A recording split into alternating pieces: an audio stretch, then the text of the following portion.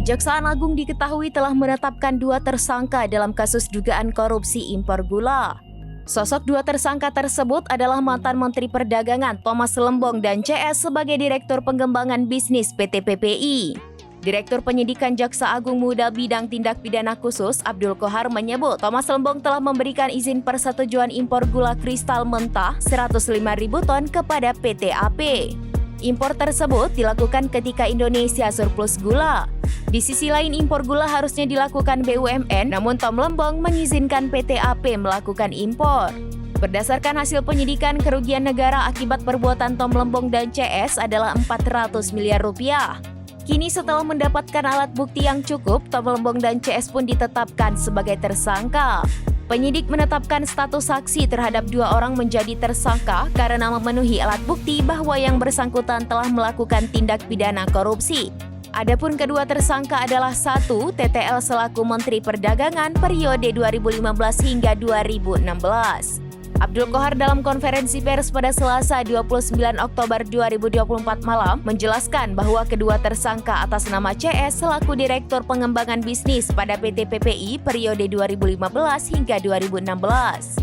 Selanjutnya mendak periode 2015 hingga 2016 Tom Lembong ditahan di Rutan Salemba Cabang Kejaksaan Negeri Jakarta Selatan selama 20 hari ke depan untuk dugaan korupsi impor gula. Sementara tersangka CS selaku Direktur Pengembangan Bisnis PT Perusahaan Perdagangan Indonesia ditahan di Rutan Salemba Cabang Kejaksaan. Diketahui dalam kasus ini Kejagung menduga terjadi penyalahgunaan wewenang di Kementerian Perdagangan yang dilakukan dalam rangka pemenuhan stok gula nasional dan stabilisasi harga gula nasional. Abdul Qohar menjelaskan pada tahun 2015 berdasarkan rapat koordinasi antar kementerian disimpulkan Indonesia mengalami surplus gula sehingga tidak diperlukan impor gula. Oleh Kemendak, PT AP diberikan izin mengimpor 105.000 ton gula kristal mentah yang diolah menjadi gula kristal putih. Pada 28 Desember 2015 dilakukan rakor di bidang perekonomian yang dihadiri oleh jajaran di bawah Kementerian Koordinator Bidang Perekonomian. Salah satu pembahasannya bahwa Indonesia pada tahun 2016 kekurangan gula kristal putih sebanyak 200.000 ton. Pada bulan November sampai Desember 2015, tersangka CS selaku Direktur Pengembangan Bisnis PT Perusahaan Perdagangan Indonesia memerintahkan staf senior manajer bahan pokok PT PPI atas nama P untuk melakukan pertemuan dengan 8 perusahaan swasta yang bergerak di bidang gula.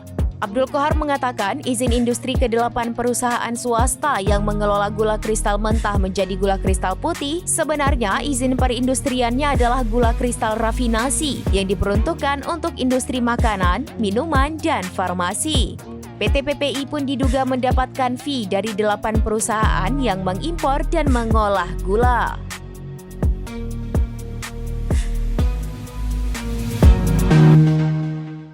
Download Tribun X sekarang, menghadirkan lokal menjadi Indonesia.